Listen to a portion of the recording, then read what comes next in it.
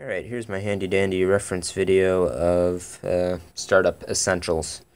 Cat, get out of here. So you can see the front of the case. From the front of the case, we're going in here. Here's your CPU. Yours obviously looks quite a bit different. I've got a giant heatsink on there. Yours is a little smaller and the fan's oriented differently, but you should be able to identify where that is. Then your CPU power connectors are up here. 8 pins total, 2 4-pins. They plug in there, make sure they click into place. I'm pretty sure they only orient one way, but just double check that.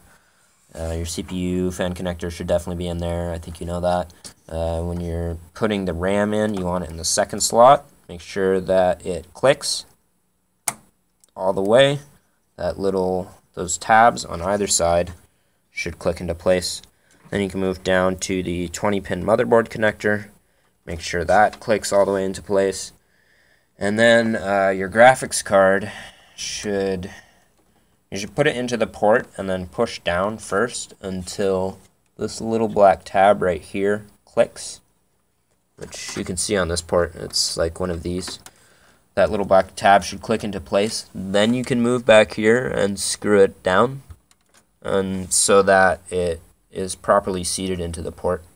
And after you've done that, you can connect the PCIe power connectors. You can see mine has a 6-pin. It also has an additional 8-pin. So just make sure there's no empty pin ports.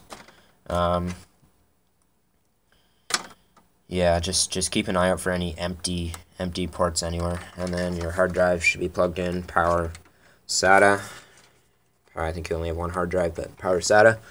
And then those plug into the board right there. I think you said you're using those connectors.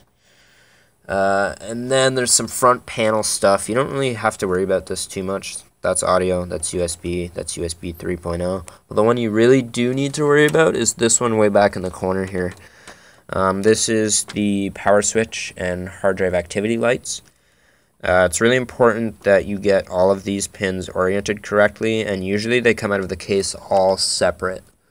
So like I had to go through and plug in each post independently, and I had to make sure they were all oriented correctly. You got to use your motherboard manual for that. So just make sure that's all in order, and then I think at that point you go to the back and just double check that your HDMI is in there firmly, and that your power switch is on back here.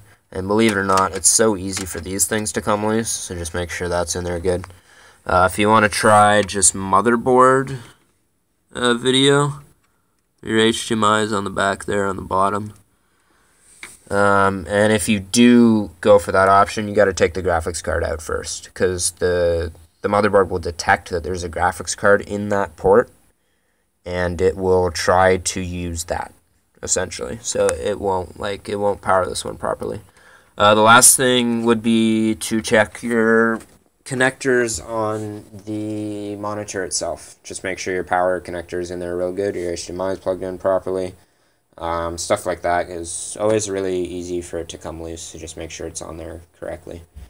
And I think that covers the essentials. If I think of anything else, I'll let you know.